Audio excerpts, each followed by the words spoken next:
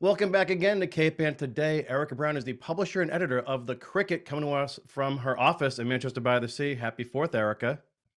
Happy 4th, guys. It's great to see you. We haven't talked in a couple weeks because last week you talked to Jason Brisboy That's about right. sports, which was really fantastic. He's Yeah. so great. So are you off to the parade this morning? Oh, yeah. Are you kidding? The Yeah. parade and then the Horribles parade in Beverly Farms is a total tradition. That's early in the morning. And then the parade here starts at about 10:30. So yes, off to the parade. So did you have your red, white, and blue breakfast?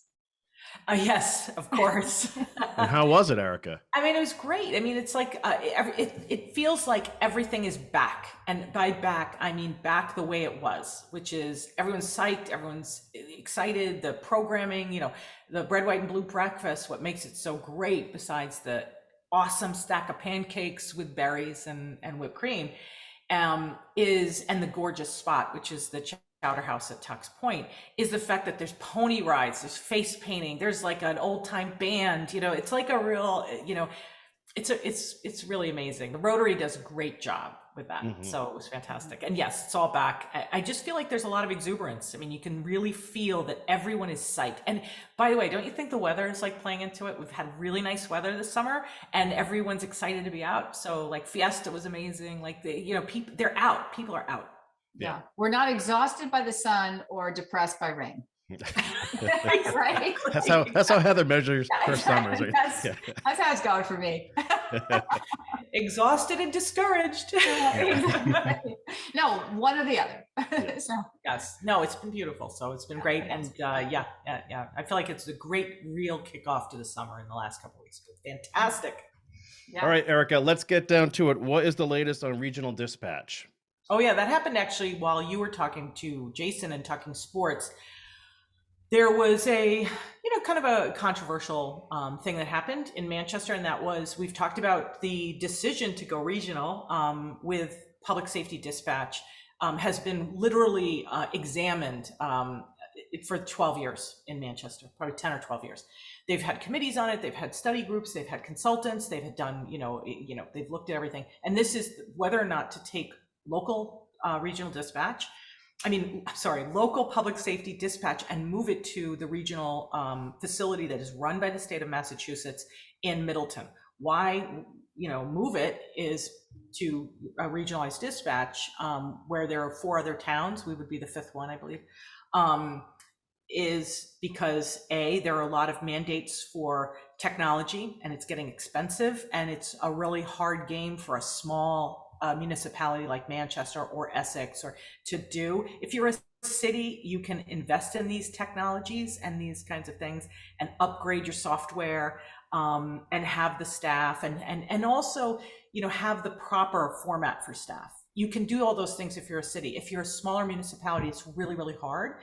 And the state of Massachusetts is making it easy for smaller municipalities to regionalize because they're saying, if you come to these facilities like Middleton, you don't have to pay anything at all. It's no money. Pretty good price. But they're really, what's really going on is they're trying to encourage regionalization because in the event in the future of a massive emergency, say there's a category X hurricane or something like that, a big outage of something. The state doesn't want to deal with 347 separate local dispatches for public safety. They'd rather have regional clusters because it's easier to control and coordinate. So that's really what's behind it. Now, they offered it free 3 years ago for 10 years. Now, that doesn't mean we get 10 years of free service. It means that it was offered for 10 years. And if we get on board now, it's 7 years because it's 3 years later. So that's what the selectmen decided to do last week.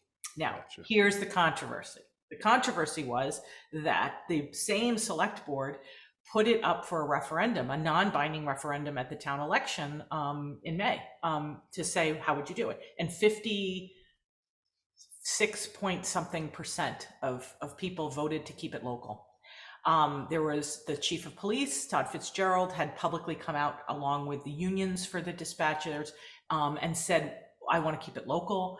The fire chief had made no secret. When he was hired, he said regionalization is the way to go. What's informing his point of view, and I know I'm going into too much detail, but the fire chief basically says, listen, we're not in compliance with the structure for the National Fire Safety Organization. You have to have 2 dispatchers on redundantly 24 hours. And the reason why you need to do that is if there is an emergency, and let's keep in mind, most dispatch calls are for EMT services. They're for medical emergencies. And guess who responds to medical EMT? The fire department, not the police department. The police go, but the EMT function lives within the fire department. And the fire department doesn't have a dispatcher at the fire, department, which is on School Street, like that. The firehouse doesn't have a dispatch thing. So it goes dark, which is what people don't want. They don't want a dark, thing. And he's like, listen, we're dark all the time and it works fine. So if you have a medical emergency, the protocol is that the dispatcher has to stay on the whole time until help arrives. If you're having a cardiac arrest, you're going to have somebody on with you the entire time. If another call comes in, say there's a gunshot or there's a this or a car accident, if you only have one person, what are they to do? It's a very, very kind of, it's one of the situations where you're like, listen, we haven't had a problem yet, but when we have a problem, it's going to be a big one. And the fire chief is the voice that is saying, listen, we can't do this because it's only a matter of time before something bad happens. We're not supposed to do it this way. We're supposed to do it the right way, basically. And so finally, in the end, the select board said, you know what, we know that the majority of people voted against it, but we know what the information is. Things that involve money and are permanent would actually require 2/3 majority as opposed to a simple majority. So we are going to make what we believe is the right decision. The FinCom said, this is going to be, if we stayed local, it would be something like between $600 and $1 million a year extra to pay. And with the things like, we're going to have to build a new elementary school. We have a lot of infrastructure things. We have a lot of things that are coming down the pike that are going to cost a lot of money. And the select board just said, you know what, we're making this decision. They made it. They said it's not going to be popular, but you didn't vote us in to be popular. You voted us in to make decisions that are like a fiduciary for the future of our town. And that's what happened. We've had letters this week, more supportive letters than not of the select board, which was interesting, but that's what happened. Interesting. Well, was that way too much information? Well, no, I mean, look, we need a deep dive. That's why we're here, Yeah, okay, yeah. I'll be brief with everything else. But it's not often that happens, that the Board of Selectmen in a small town decide against the popular vote. So there's one more thing. I mean, if I'll just add one more piece of information, this is what I heard. There's another town that is actually considering joining the North Shore Regional Dispatch, right? And they can't onboard people one at a time. It would delay, if we had sort of held back and said, oh, let's think about it a little more. It would have, and that other town got in the queue before us, it would have delayed it about 1.5 years. Oh, wow. Because they can't ingest 2 towns at the same time. Right. So that I think may have factored into it. I don't know, but that was certainly an issue. That was certainly a thing. Mm-hmm. Erika, another interesting piece that recently ran was Peter Phippen talking about invasive species at the Great Marsh. Yeah, what's interesting about the Great Marsh and the management of it, because I know you guys have talked to Peter Phippen, who is a selectman over in Essex. He's also part of the he's an engineer and he works for the Great Marsh Partnership and in the Merrimack Valley. He is a scientist and he specializes in coastal ecologies, and he's Mr. Great Marsh, actually.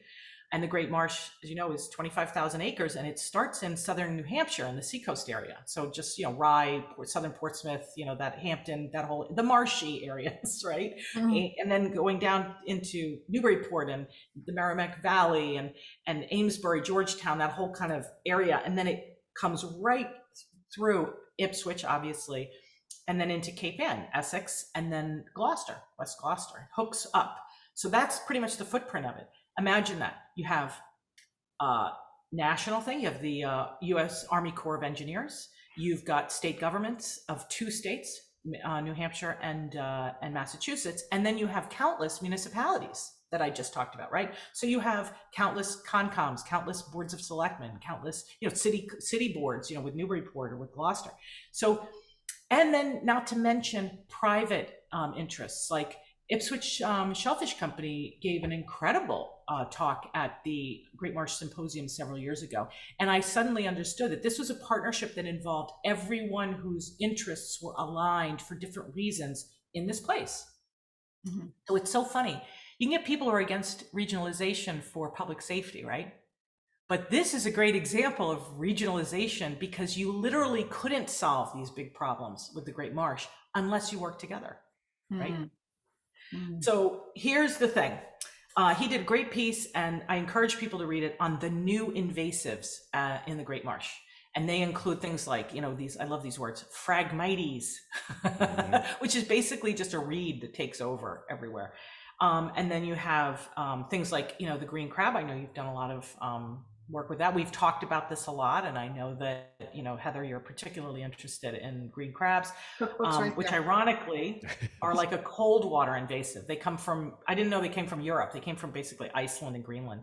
And so maybe global warming will solve that problem while causing a lot of others. But anyway, and so pepperweed, perennial pepperweed. So we went through them. It was really interesting. He went through the new invasives, and he did a great piece on it. I encourage people to read it. Nice. Erika, let's talk sandwiches. Oh my God. Come on, we got to see this. Okay. Ollie Turner because she was our intern last summer, and she also worked for 1623. Yeah, and great. She is a really great budding journalist. And last year she was like heavy issues, municipal town hall notebook, things like that. This year she wants to do arts and entertainment. She wants to be out and about. So she did a great piece called The Sandwich Lover's Guide to Cape Ann. Mm-hmm. And so she got some great sandwiches. I love this story because it's like, listen, who doesn't love a great sandwich? And if you get a really good hearty one, just get yourself a bottle of wine and it could be your dinner. It's awesome. So she got the banh mi at the Mill in Essex, which is so good. Oh, we just had that. Just really good. That. Yeah, this past weekend. Yeah. Oh my God. It's like an amazing sandwich. So there you go, the Mill. She got at the Happy Humpback Cafe in Magnolia, which is brand new, started by a chef who was at Beauport last year. Mm-hmm. He and his wife. That has the best tuna fish sandwich I've ever had because it's not a tuna fish sandwich. It is a hunk of seared, gorgeous tuna with broccoli rabe, harissa, all this stuff on ciabatta. It's amazing. It's like the highest end sandwich that we featured. And then she also had like Vidalia's in Beverly Farms. She hit up the Willow Rest in Annisquam, and that was delicious. The Anchor, that's one sandwich. And then of course she rounds it all out. She went to the Laughing Gull, the Singing Beach sandwich, which is really, really popular. And then of course she rounded it out with the St. Joseph's. I mean, she didn't know the authentic original and why it was so good. And so I sent her there. She was like, oh yeah. Is this Virgilio's? She went to Virgilio's? Yeah. Virgilio's, yeah. And I said, you know what? You should get you should get the St. Joseph's the way it's meant to be had, which is just get it with like plain. Just get it with herbs and oil, and that's it. They'll give it to you in a bag because it's greasy and delicious with that olive oil. Just have that with that bread and the meats. So you have there's a list there. Did she decide who's number one, or is it just a list? We didn't do a list of like the best. And we didn't because we don't like doing that, because we don't like pitting people against one another, because guess what, there's a lot of places we didn't hit up. We just did 6 sandwiches that are really great, that represented a wide spectrum of options on Cape Ann. It's a great excuse to just get in your car and go someplace new and get something yummy and delicious and cheap and easy. So wait, so Erika, you and Ollie like Thelma and Louise and had 6 sandwiches in a day? Is that what you did? No, I gave her the card. I said, you go, you fly, I buy. She had a great story last week too, right? Yeah. Didn't Ollie Turner have a good story? Sorry, I couldn't. There's somebody like calling in on the phone. So. Oh yeah. Yeah. Sorry. I'm sorry. So I'm just adding that Ollie Turner had a good story in your paper last week also. Yeah, she's been doing a really great job for us. She's amazing. And what she's going to do next is she's going to do ice cream. She's going to do like the same thing with ice cream. So in I would like to a couple know weeks, what we it talk is. about ice cream. And then another thing she's going to do for us is flea markets. She's going to do. She might also have to do jogging in August. That's what Taylor Bradford did, though, Yeah. right? She can hook up with Taylor. Yeah, right. Awesome stuff. Okay, and lastly, Erika, another cool postcards home feature in the paper. Oh yeah, that's our travel feature where we have readers who go on trips and then they take pictures, which everyone's got great cameras now, and so it's really easy. But sometimes we do close things like New Hampshire and climbing the White Mountains, and sometimes we do things that are more exotic. This time, Larry Lamb, who is our local veterinarian, he's a big travel guy. He's very, very adventurous, and he took an eco tour to about 2 months ago to Ecuador. So it's an ecotourism thing. He went deep into the Amazon forest, which I didn't know you could access the Amazon forest by Ecuador. So he started off at the Galapagos Islands, although he didn't write about that. It's such a lovely trip for a veterinarian to take, right? To go to the Galapagos. He went with his daughter, who lives in California. They met there. And then they flew from the Galapagos to Quito, which is not keto as in the diet, K-E-T-O. It's Quito, Q-U-I-T-O. The capital of Ecuador. Capital of Ecuador, exactly. I God, didn't realize. Wow. Okay, do you know this, Kory? I didn't realize this. Quito is the oldest city in the Americas. Yeah, I have heard that. And actually, the only reason why is the last time a veterinarian went to Ecuador was the love interest in Schitt's Creek. Remember? He left to go to Ecuador. Oh, I love that guy too. He was so wonderful. OMG. Yeah. Oh my God. Well, there you go. Tons of useless knowledge in here. True life following fiction and television. All things lead to Schitt's Creek, though. Yeah, exactly. Anyway, so they went to this incredible, lodge deep in the Amazon forest, and they got to do the most incredible things. They went and met with, deep in indigenous tribes and learned about sort of all and got tours of like plant life and all those and animal life, which you cannot get by just having a regular tour. You really need, he had an amazing time. It's a great story. I encourage people to travel by way of him because it was really interesting. Although it was kind of a nice place. It's not like he was roughing it. It was kind of, the food looks like it was gorgeous. Yeah, it was really nice. So awesome lovely stuff. Erika, great as always, but that was an action-packed update we just got. There's a lot going on. Well, we haven't talked in like 2 weeks, so a lot of a backlog. Yeah. All right, have a good holiday. We'll see you next week. Happy 4th. Happy 4th.